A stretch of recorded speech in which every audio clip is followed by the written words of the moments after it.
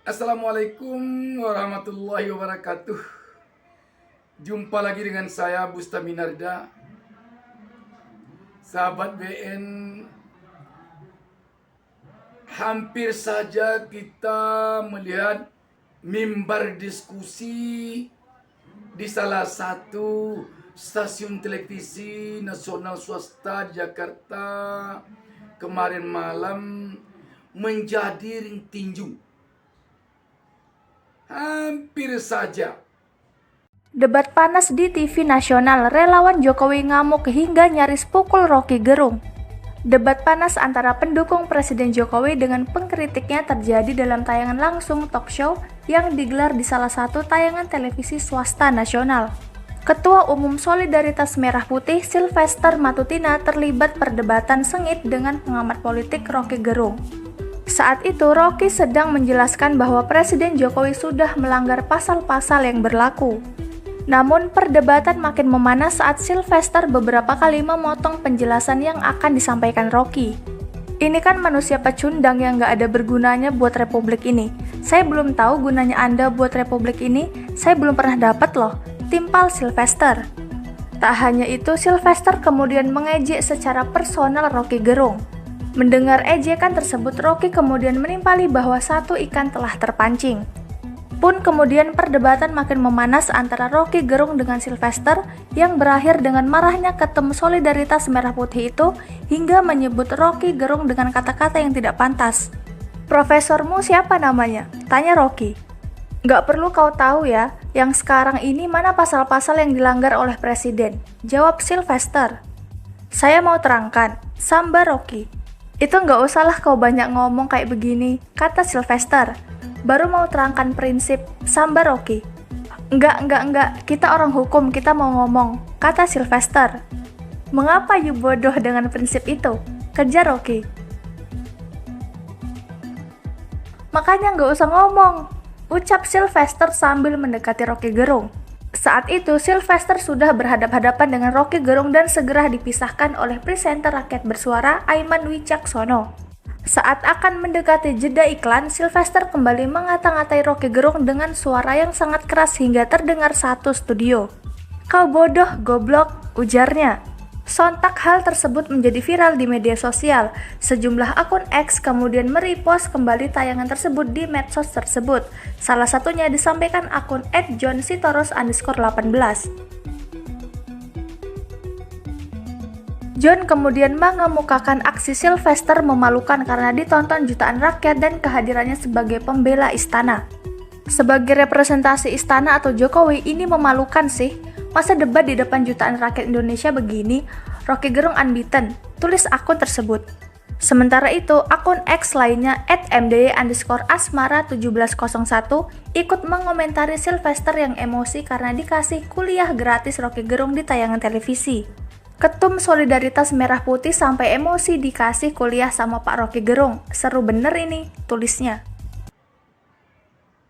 Ini tentu saja sangat memalukan ketika penonton dijanjikan oleh pihak stasiun televisi tersebut akan menyaksikan pertandingan olah pikir dari para narasumber yang tentu saja dianggap penonton akan memberikan pencerahan dalam persoalan adu otak.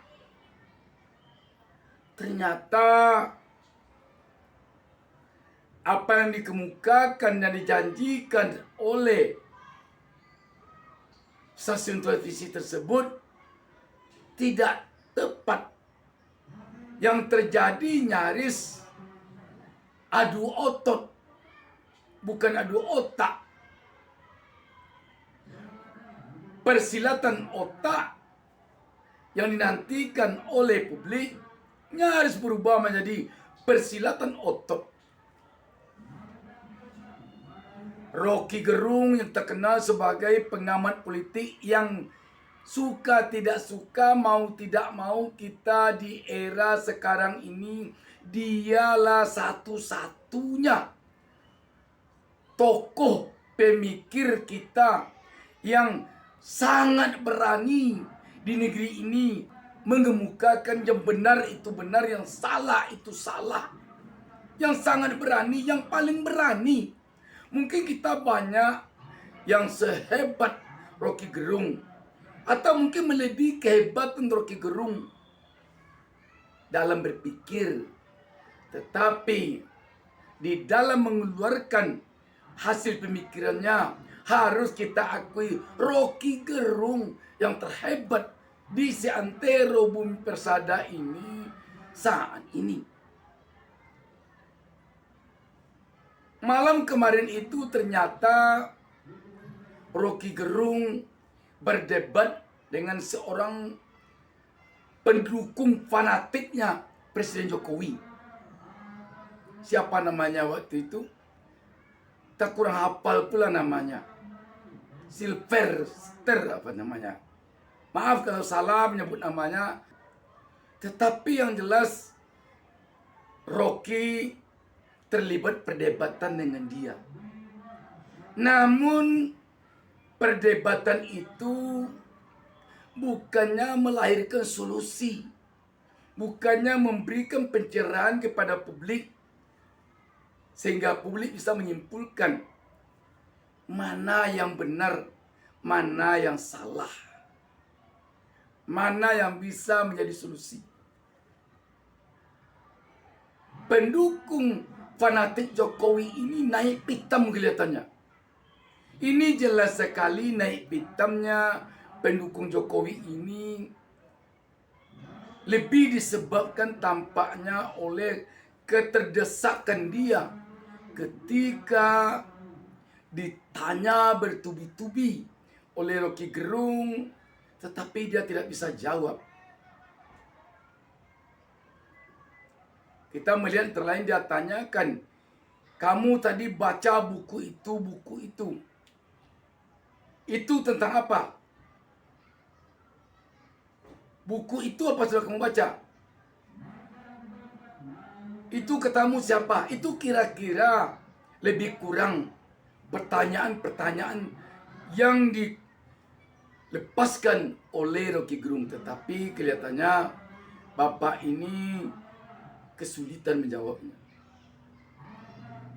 Sehingga makin panas. Nyaris Bapak ini menonjok Rocky Gerung. Kalaulah terjadi main tangan waktu itu, alangkah malunya negeri ini di mata dunia jika sempat orang asing menonton siaran ini. Kalau orang Indonesia saja menonton mungkin tidak malu juga, karena kita sudah tahu sekarang ini beginilah kondisi negara kita.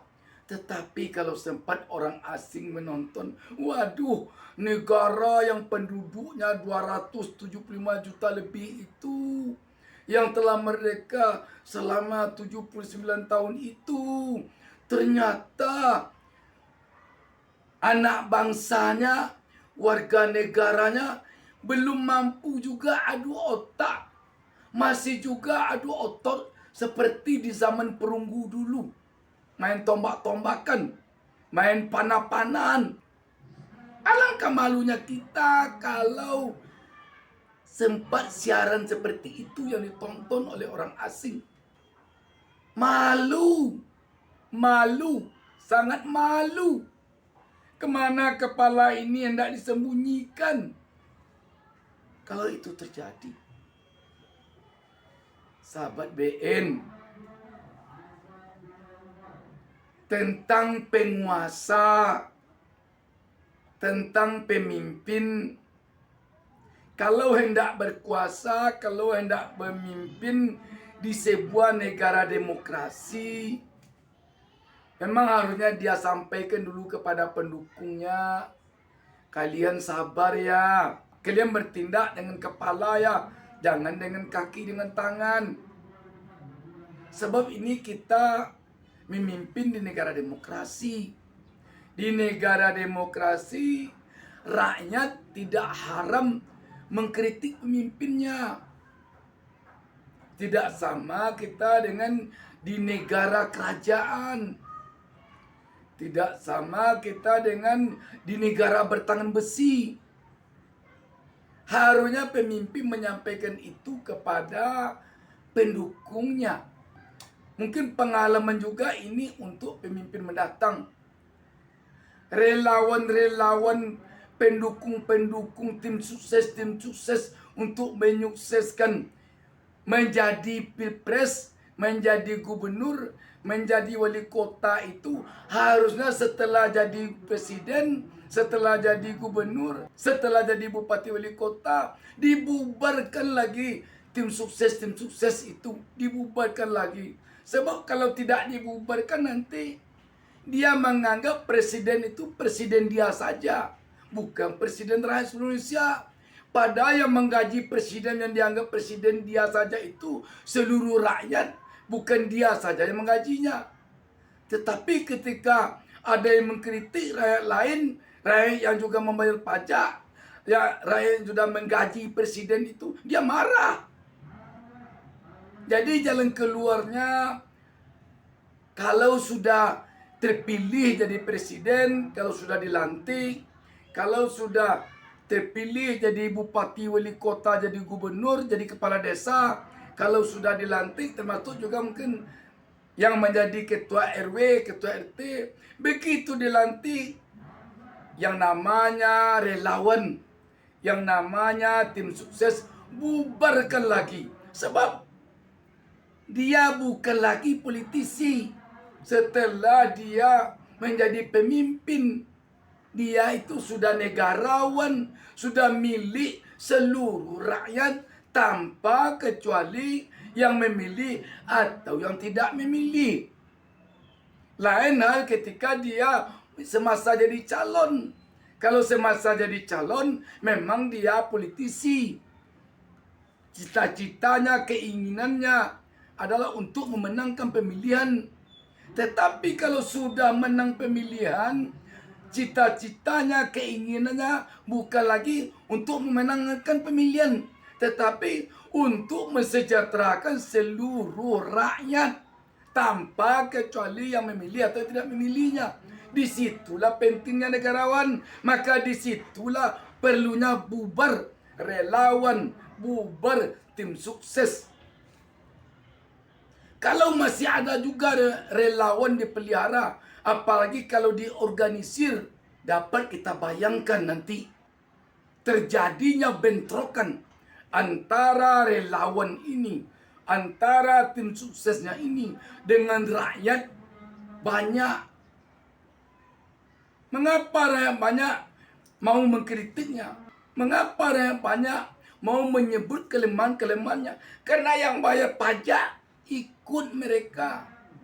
Karena yang memiliki presiden, yang memiliki gubernur, bupati, wali kota, ketua RT itu seluruh rakyat tanpa kecuali. Sahabat BN, ini pengalaman peristiwa malam ini, walaupun peristiwanya kelihatannya kecil, hanya di salah satu studio televisi, tetapi ini pengalaman berharga ini. Walaupun terjadinya di sebuah studio, dalam sebuah ruangan, tetapi gemanya akan sangat besar karena dia ditonton oleh publik tanpa kecuali. Memalukan sekali. Kita tentu juga agaknya selaku rakyat biasa perlu menyarankan kepada pihak penyelenggara acara ini agar selektif di dalam mengundang pembicara atau narasumber, agar jangan terjadi lagi hal serupa di masa mendatang. Kepada KPI, tentu kita rakyat juga berharap agar memantau acara-acara yang ditayangkan televisi seperti ini. Sebab ini akan berdampak kepada kredibilitas negara kita di mata dunia. Karena siaran televisi ini tidak bisa kita menutupnya harus hanya ditonton oleh orang Indonesia saja. Tidak bisa. Sahabat BN, di akhir-akhir masa jabatan Presiden Jokowi ini, agaknya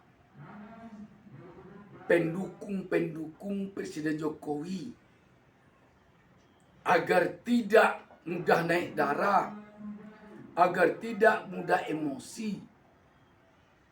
Haruslah menelisik, mendata apa-apa yang jadi persoalan oleh rakyat sekarang terhadap Presiden Republik Indonesia, kepala negara Jokowi ini. Sehingga dengan melihat data-data tentang hal-hal yang dipersoalkan rakyat kepada Presiden Jokowi, meskipun masa jabatannya tinggal beberapa saat lagi ini, maka kepala orang-orang pendukung penatik Jokowi akan menyadari bahwa Jokowi itu selaku Presiden kepala negara milik seluruh rakyat. Bukan milik relawan dia saja, bukan milik tim suksesnya saja, bukan milik orang yang memenangkan dia jadi presiden dulu saja. Kasus jet pribadi putra bungsu Presiden Jokowi Kaisang Pangarep masih jadi sorotan. Jet pribadi yang ditumpangi putra bungsu Presiden Jokowi Kaisang Pangarep dan sang istri Erina Gudono menjadi sorotan masyarakat karena perjalanan ke Amerika Serikat. Kaisang kini dilaporkan ke KPK oleh dosen UNJ Ubedillah Badrun. Ubed mempertanyakan asal-usul kekayaan Kaisang yang bergaya hidup mewah. Ubed juga mempertanyakan laporan yang ia buat 2 tahun lalu terkait dugaan tindak pidana pencucian uang keluarga Jokowi. Agar laporan kami yang 2,5 tahun lalu lebih itu diungkap karena terkonfirmasi bahwa dugaan kuat pada waktu itu tentang tindak pidana pencucian uang, tindak pidana korupsi, gratifikasi dan lain-lain itu diantaranya terkonfirmasi dengan peristiwa gaya hidup mewah ini. Pukat mendesak KPK untuk menginvestigasi perjalanan Kaisang dan Erina, pemilik jet, serta memastikan apakah jet pribadi tersebut pesawat sewaan atau pemberian fasilitas secara cuma-cuma. Menurut peneliti Pukat, Zainur Rohman, Kaisang bisa diperiksa meski bukan penyelenggara negara. Alasannya, penyelenggara negara bisa menerima gratifikasi melalui keluarganya. Setelah Kaisang Pangarep dan Erina Gudono pamer naik jet pribadi hingga berakhir di bidik KPK, kini giliran Bobi Nasution dan Kahiyang Ayu. Potret menantu dan anak Jokowi yang tengah turun dari pesawat jet pribadi itu kini viral di media sosial. Pakar telematika Roy Suryo pun meyakini bahwa foto Bobi dan Kahiyang itu merupakan foto asli. Dilansir dari tribunnews.com, foto Bobi dan Kahiyang itu pertama kali diunggah dalam akun X bernama Murtadawan pada Rabu 28 Agustus 2024. Dalam foto tersebut tampak Bobi dan Kahiyang turun dari jet pribadi. Tampak pula sejumlah orang yang diduga pengawal Bobi tengah mengeluarkan barang-barang dari jet pribadi tersebut. Kemudian foto kedua tampak Bobi berjalan menggunakan payung bersama seseorang. Berdasarkan narasi dari akun tersebut, foto itu diambil pada tahun lalu dan jet pribadi itu diduga milik konglomerat asal Medan, Sumatera berinisial ACG. Terkait foto tersebut, Roy Suryo mengungkapkan bahwa jet pribadi yang digunakan Bobi dan istrinya itu berjenis Embraer Legacy 650 dengan kode VPCLL. Dia mengatakan jet pribadi yang ditumpangi Bobi mendarat di Bandara Suwondo Medan pada tanggal 19 Februari 2023. Roy juga mengatakan jet pribadi tersebut juga pernah mendarat di Bandara Adi Sumarmo Solo, tepatnya pada tanggal 11 Desember 2022.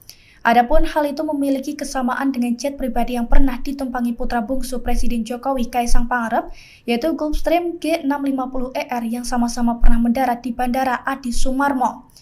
Dengan analisanya tersebut, Roy meyakini foto ketika Bobi dan Kahiyang turun dari jet pribadi adalah asli. Pemirsa, media Amerika Serikat New York Times menyoroti Pilpres Indonesia 2024 dengan judul yang tegas. New York Times mengulas soal dinasti politik Jokowi usai Gibran menjadi cawapres Prabowo Subianto.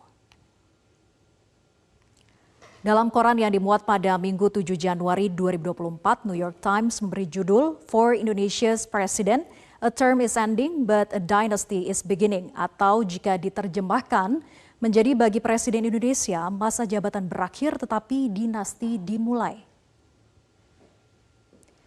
Sementara untuk edisi online, New York Times memberikan judul A President's Son is in Indonesia's Election Picture. Is it democracy or dynasty? Atau yang jika diterjemahkan menjadi putra seorang presiden, ada dalam gambar pemilihan Indonesia, apakah itu demokrasi ataukah dinasti? Sementara itu, New York Times menyoroti bagaimana Gibran Raka Buming Raka yang awalnya merupakan pengusaha kuliner menjadi simbol dinasti politik usai menjadi cawapres termuda dengan bantuan putusan Mahkamah Konstitusi yang dipimpin pamannya. Dalam artikelnya, New York Times juga mewawancarai sejumlah pengamat di tanah air, salah satunya peneliti dari Universitas Atmajaya, Yoes C. Kenawas, yang menyatakan bahwa Jokowi sedang membangun dinasti politik. Gibran dipersiapkan untuk mencalonkan diri sebagai presiden pada 2029. Sahabat BN, sekali lagi ini memalukan. Debat selepel pembicaraan tentang kepala negara, tentang seorang presiden bisa seperti adu otot, bicara meraung-raung seperti di atas ring tinju. Waduh. Mohon maaf, saya bicara tentang hal ini dengan sangat terpaksa. Saya pakai baju hitam, tanda berduka terhadap nasib demokrasi kita. Demikian sahabat BN, wassalamualaikum warahmatullahi wabarakatuh. Jangan lupa subscribe, jangan lupa